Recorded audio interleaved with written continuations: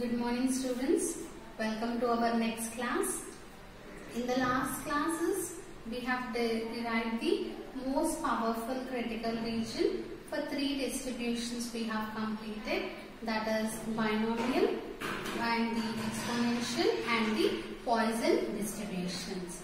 So in today's class, we will discuss how to find the most powerful critical region for the normal distribution. So the procedure will be same. First we will be writing according to the NP lemma, we will be considering the most powerful critical region as L1 by L0 greater than K.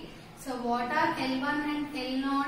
We will be writing omega such that x belongs to S, L1 by L0 greater than K as the most powerful critical region. So here L1 is the likelihood function under H1 and L0 is the likelihood function under H1.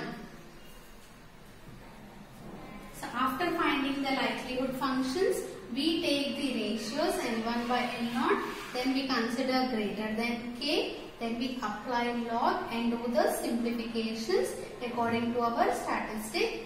We will find the most powerful critical region condition. So now we will start with the normal distribution. So remember the normal distribution PDF. So first coming to the fourth question. Obtain the best critical region. Obtain the best critical region for normal critical region for testing H0 such that mu equals to mu naught against H1 such that mu equals to mu1. So here first we are considering only one parameter.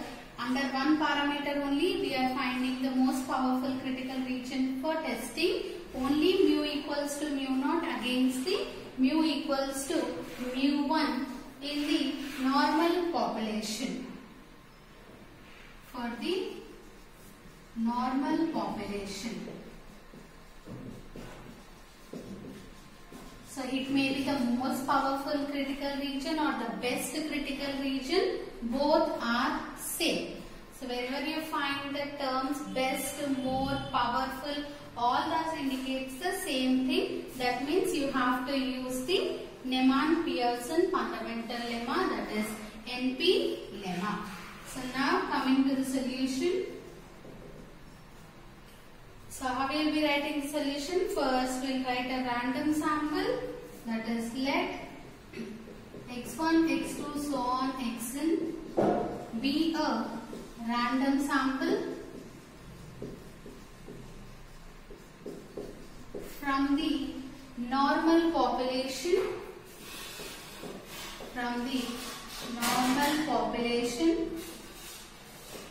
then its PDF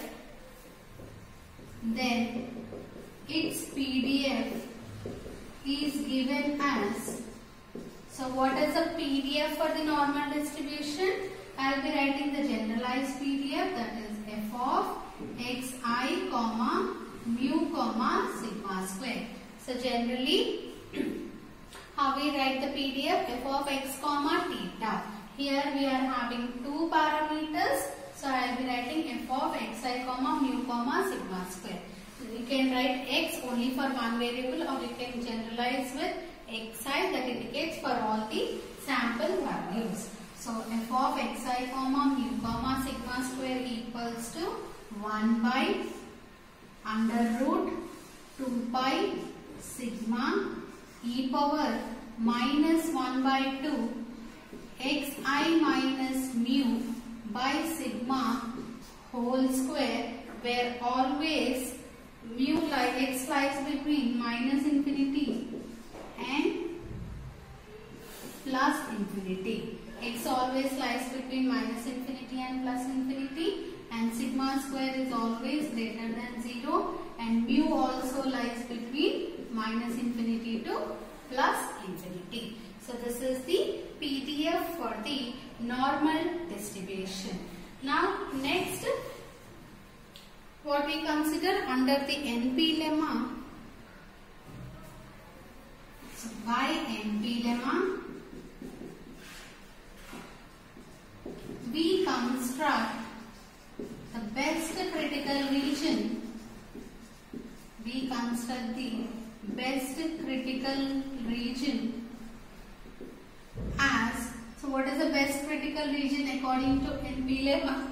Omega equals to x belongs to S such that L1 by L0 is greater than K. So this is the most powerful critical region, which is also known as the best critical region. So now first we'll find L0. L0 is the likelihood function. Likelihood function under H0. So what is the H0? Mu equals to mu naught. So here only one parameter we took in the null hypothesis, that is mu equals to mu naught. The remaining one more parameter you keep it as a constant. So L0 equals to product of the PDFs. What is the likelihood function? Product of PDFs. So I equals to 1 to n f of xi comma, in place of mu we have to consider mu equals to mu naught comma sigma squared. So which is equals to product of I equals to 1 to n. What is the f of x value? 1 by under root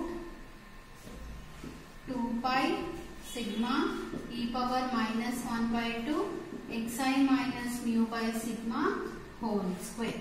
So for this we have to write the product of the PDFs. So now L0 equals to, so first you put x equals, xi is 1.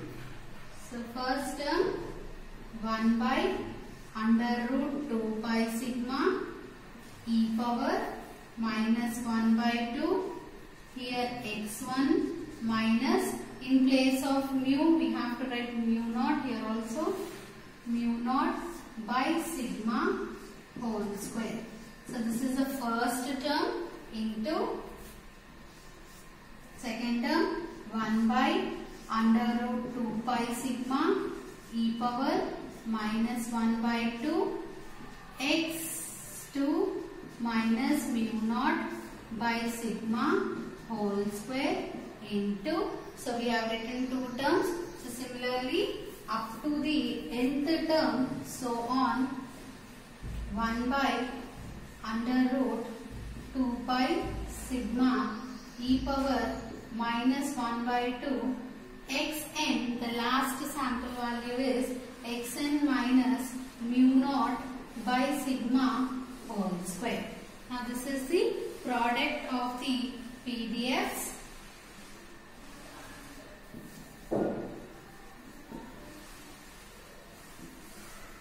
I'll write properly. E power minus 1 by 2 xn minus mu naught by sigma whole square.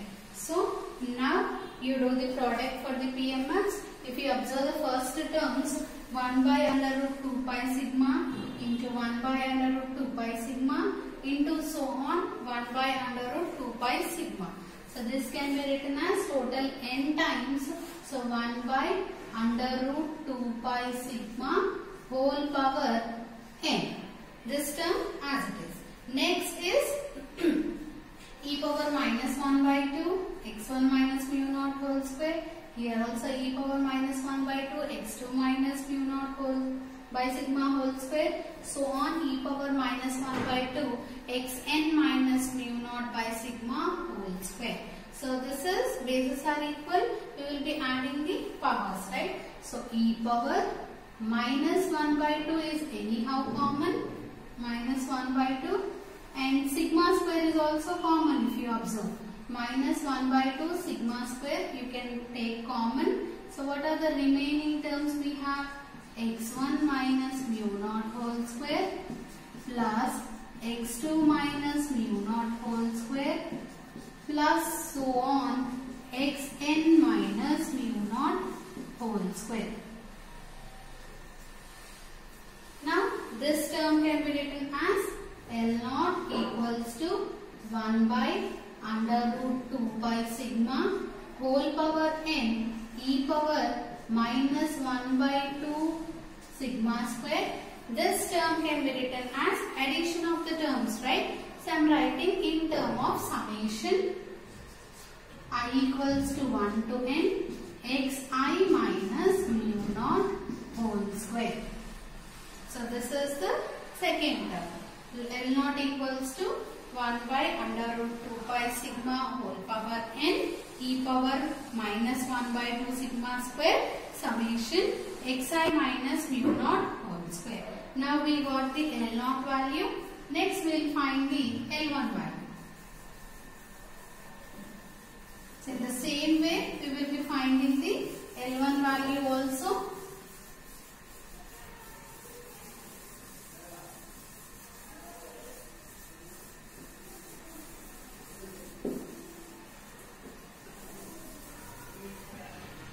Now coming to L1, what is the L1? L1 equals to likelihood function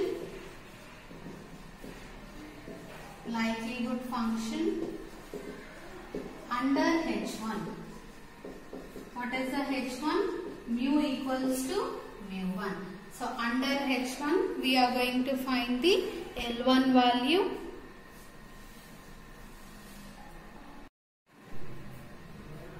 So now L1 equals to product of I equals to 1 to n f of xi comma mu, in place of mu we will be writing mu1 comma sigma square. So this is equals to, we will be writing the products, that is f of first x1 comma mu1 comma sigma square into f of x2 comma mu1 comma sigma square into so on up to the n values p product we are going to write. Now substitute the PDFs. L equals to, so L equals to, first put x equals to 1. So if you put first x equals to 1, you are going to get 1 by under root 2 pi sigma e power minus 1 by 2 x1 minus mu1 by sigma whole square. So this is the first term into second term 1 by under root 2 pi sigma e power minus 1 by 2 x1 minus mu1 x2 minus mu1 by sigma whole square, second term into so nth value into 1 by under root 2 pi sigma e power minus 1 by 2 xn minus mu1 by sigma whole square. So we got all the required PDFs. Now multiply in the same way.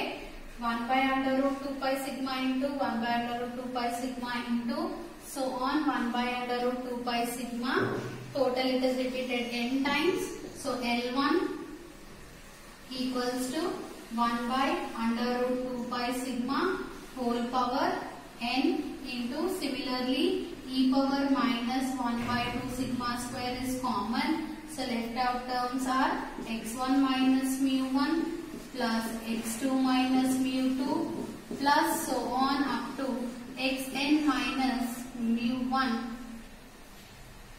sorry x2 minus mu1 plus so on xn minus mu1 whole square. So we have squares for this. So therefore L1 equals to 1 by under root 2 pi sigma whole power n e power minus 1 by 2 sigma square. This term can be written as summation of I equals to 1 to n xi minus mu1 whole square. Now we have the L1 value and also L0 value. So copy this one.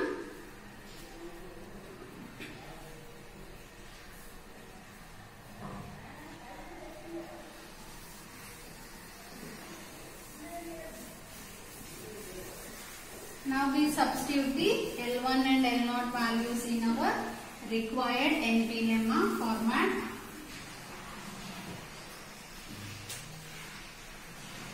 The next step we do is consider L1 by L0. So what is L1 by L0 is equals to, what is L1 value? 1 by under root 2 pi sigma whole power n e power minus 1 by 2 summation I equals to 1 to n xi minus mu1 whole square divided by L0. What is the L0 value? 1 by under root 2 pi sigma whole power n e power minus 1 by 2 summation I equals to 1 to n xi minus mu naught whole square. So this is the L1 by L0 value. Now if you observe, what are the common terms we have here? 1 by under root 2 pi sigma, 1 by under root 2 pi sigma, both gets cancelled. So what are the left out terms? E power minus 1 by 2 summation xi minus mu1 whole square divided by, the denominator term is e power minus 1 by 2 xi minus mu naught summation I equals to 1 to n xi minus mu naught whole square. So now if I bring this term to the, I will bring the denominator to the numerator now. Now from this, after taking denominator to the numerator, first what we do is, I am taking e power minus 1 by 2 sigma square common. So e power minus 1 by 2 sigma square if I take common, summation I equals to 1 to n xi minus mu1 whole square. So I took minus common, right? So minus common means here again I will get minus I equals, summation I equals to 1 to n xi minus mu naught whole square. So this is the term we are going to get. Now is greater than k, is greater than k. L1 by L0 now I will assume in the next step we will write greater than k. Consider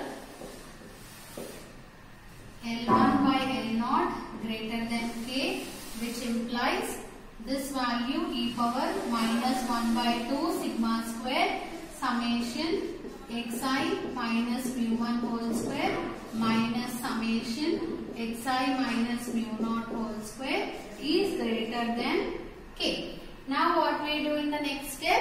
We taking log on both sides. Taking log on both sides. So by taking log on both sides, what we will be getting? Log of e power minus 1 by 2 sigma square summation xi minus mu1 whole square minus summation xi minus mu naught whole square greater than log k. So here this log k value I am assuming as k2. So that's why we write in the bracket say. So log k value I am writing as k1, sorry not k2, k1. So log k value you assume as k1. So log a power m can be written as m log a. So in the similar way, this is equals to minus 1 by 2 sigma square summation I equals to 1 to n xi minus mu1 whole square minus summation I equals to 1 to n xi minus mu naught whole square is greater than k1. We have assumed log k as k1, right? Now I am sending 2 sigma square to the left hand side. So minus as it is summation I equals to 1 to n xi minus mu1 whole square minus summation I equals to 1 to n xi minus mu naught whole square is greater than k1 into 2 sigma square. So K1 into 2 sigma square. This one I am writing as K2. So it is just an assumption. So K1 into 2 sigma square, you write it as K2. Now multiply this minus inside. So this term will become negative, second term will become positive. So positive term I am writing first. Summation I equals to 1 to n xi minus mu naught whole square. So this minus summation I equals to 1 to n xi minus mu 1 whole square is greater than K2. Now in the next step what we do is, we will do the expansion, that is a minus b whole square.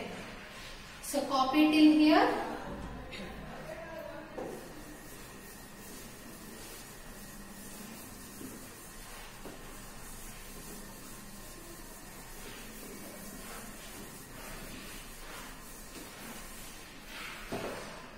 Now this value summation I equals to 1 to n, first a square xi square plus b square, that is mu naught square minus 2ab, so 2xi into mu naught, so first term minus summation I equals to 1 to n, again a minus b whole square only, that is xi square plus mu 1 square minus 2 xi mu 1 is greater than K2.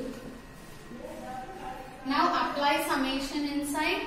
Summation I equals to 1 to n xi square plus summation I equals to 1 to n mu naught square minus 2 mu naught is constant, summation I equals to 1 to n xi minus summation I equals to 1 to n xi square minus into plus minus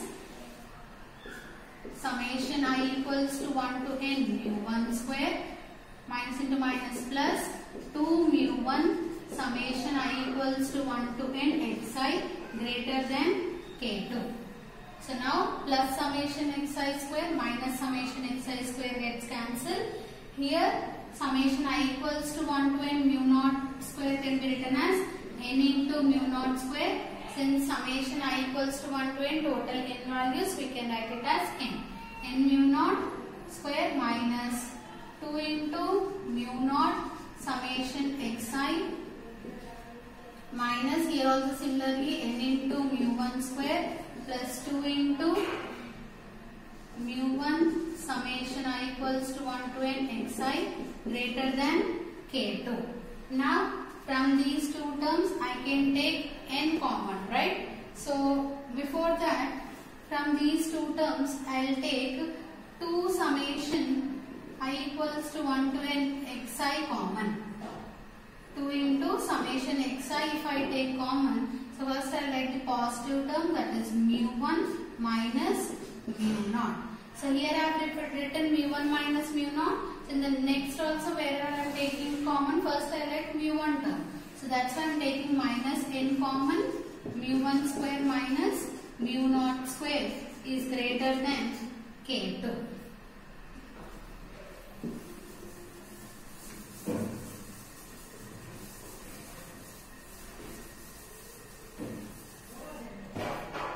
Now I will be sending one term to that side. So first I will be writing 2 into the summation xi separately. One second. Only summation statistic we have in this term. So this term we put here as it is. We will send this minus n term to the left hand side so that it will become plus n. So summation xi mu 1 minus mu naught is greater than K2 plus n into mu 1 square minus mu naught square divided by this 2 also I am sending. So divided by 2. So this value I am assuming as K3. This value we are assuming as K3. Now we want only summation xi. So this summation xi I am writing as n into x bar. So we know x bar equals to summation xi by n. So from that summation xi equals to n into x bar. Mu1 minus mu0 is greater than k3. Now send this mu1 by mu0, n into mu1 by mu0 to that side.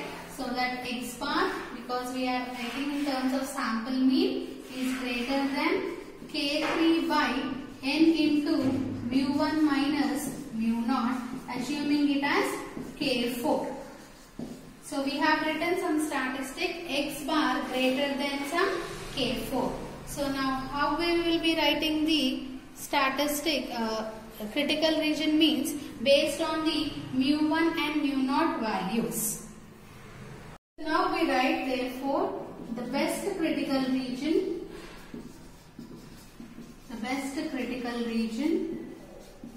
of size alpha. So generally we write the size alpha only, right? Of size alpha is omega such that x belongs to S. What is the value we have considered? X bar greater than k4. X bar greater than k4. So in this we are going to have two cases. First case is when mu1 is greater than mu0, and the second case is mu1 is less than mu0. So this is the general critical region, that is x bar greater than k4. Where what is the k4 value we have considered? The different k's and k2's values, based on that we have considered the k4 value. Now case 1. So if you observe the case 1, in this case 1, if mu1 is greater than mu0. So whenever mu1 value is greater than mu0, if mu1 value is greater than mu0, then the best critical region is given as k3. We have k3. What is the k4 value? Generally we have k3 by n into mu1 by mu0 equals to k4, right? This is the k4 value. So k4 is less than 0. So if mu1 is greater than mu0, then k4 is less than 0. So if this is less than 0 means the critical region is given as, so we considered k3 by n into mu1 by mu0 as k4, right? So if mu1 by mu1 is greater than or equals to mu0, then this value equals to k4, which is greater than 0. Then the critical region is given as omega such that x bar is greater than or equals to k4. Similarly, if mu1 is less than mu0, then this k3 by n into mu1 by mu0 we are assuming as k5, which will be less than 0. Then that is considered as the best critical region, that is omega equals to x bar less than or equals to k5. So in this way, for the normal distribution, we are going to have two cases for the critical region where mu1 is greater than or equals to mu0, and one more mu1 is less than mu0. So practice all the problems.